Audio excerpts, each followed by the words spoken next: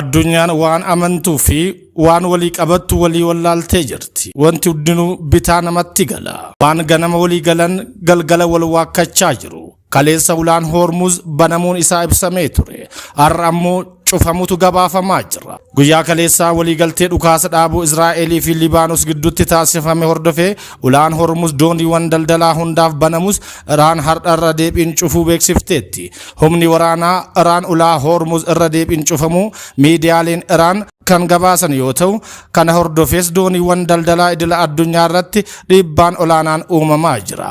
Kanaan wal qabatee daldala dooniiwwan idila addunyaa irratti gufuun guddaan uumamaa jira jedhameera. Dooniin daldalaa Minerva Europe jedhamtu dabalatee dooniiwwan hedduun sararicha irra imalaa turan gara dhufanitti of booda deebi'aa akka jiran BBC'n gabaaseera. Gama biraatiin waliigalteen dhukaasa dhaabuu Libaanos keessatti taasifame bal'inaan kabajamaa kan jiru yoo ta'us, raayyaan ittisaa Israa'el kibba Libaanos dogdoqqee tokko irratti haleellaa raawwatee lubbuun nama tokko darbuu Libaanos beeksifteetti. Israa'el gama isheetiin haleellaan kun kan raawwatame weerara ishee irratti uumamuuf ture ittisuuf akka ta'e ibsiteetti. Miidiyaaleen dhaabbilee amantii seera Itoophiyaa kabajuuf dirqama qabu Diyaaqoon Daani'el Kibrat. Miidiyaaleen dhaabbilee amantii seera Itoophiyaa ittiin hundeeffaman kabajuuf dirqama akka qaban gorsaan dhimmoota hawaasummaa ministeera muummee Mu'aaz Xibabaat Diyaaqoon Daani'el Kibrat dubbataniiru. Abbaan taayitaa miidiyaalee Itoophiyaa bu'aa hordoffii fi gamaagama qabiyyee tamsaasa miidiyaalee amantii irratti baatiiwwan 3 darban gaggeesse ifoomseera.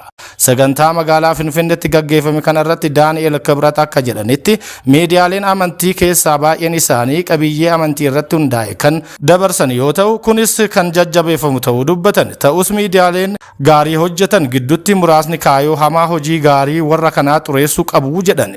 Miidiyaaleen amantii kan socho'an seera Itoophiyaatiin waan ta'eef seera sana kabajuuf dirqama akka qabanis hubachiisaniiru. Dhaabbileen amantii daangaa kan qaxxaamuran ta'us biyyi garuu daangaa fi abbaa biyyummaa mataa ishee akka qabdu beekuu akka qaban ibsaniiru. Namoonni amantii tokko hordofanii fi biyya keessaa fi biyya alaa jiraatan seera biyya isaaniitiin qofa akka gaafataman dubbataniiru. Miidiyaaleen amantii kaayoo ittiin hundaa'an jechuunis barsiisa amantii babal'isuun ala socho'uun seera cabsuu akka ta'e eerani. Seerri akka fooyya'u gaafachuun mirga ta'us seeraan ala socho'uun garuu sirrii miti jedhan.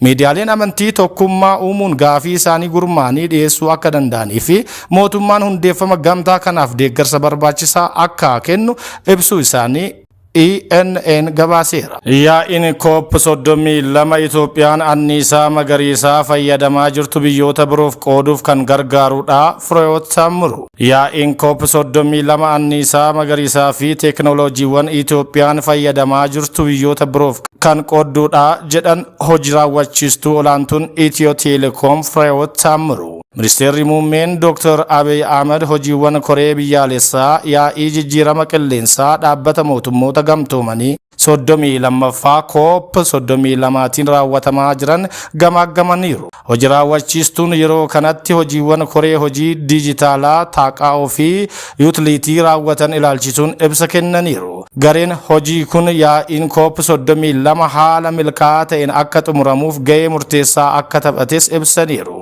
Bu'uuraalee misoomaa irraa kaasee hanga tajaajila diijitaalaatti sirna amansiisaa walsimataa fi nageenya isaa eeggame kan rakkoolee adda addaa dandamachuu danda'u dhiyeessuuf ergama fudhatee hojjetaa jiraachuus kaasan.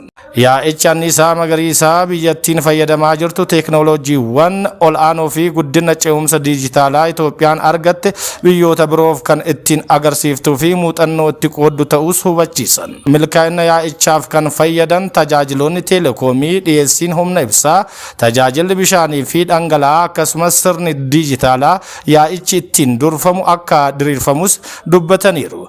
Bu'uuraaleen misoomaa fi tajaajiloonni diijitaalaa yaa'ichaaf oolan hundi humna hubannoo namtolchee kan hidhatanii fi nageenyi saayibarii isaanii guutummaatti akka eeggamuuf jijjiirama qilleensaa dandamachuuf gochaa jirtu addunyatti beeksisuuf yaa'iin kun waltajjii guddaa ta'us eeraniiru. Dorgommiin fiigicha atileetiksii Giraand Pirii Finfinnee har'a isteediyeemii Finfinneetti gaggeeffama. Seenaa Itoophiyaa keessatti isa jalqabaa kan ta'e dorgommiin fiigicha atileetiksii Giraand Pirii Finfinnee har'a sa'a 8 irratti isteediyeemii Finfinneetti ni gaggeeffama. Kanaanis atileetonni bebbeekamoon 78 ol Finfinnee galuu ragaan ministeera aadaa fi ispoortii ni mul'isa. Ministeerichi akka ibsetti ilaalcha ispoortii jijjiiruuf turizimii ispoortii guddisuuf hojiileen ijaarsaa bal'inaan hojjetamuu eeruun kunis ijaarsa maqaa gaarii fi guddina diinagdeef gahee olaanaa qabaachuu ibseera.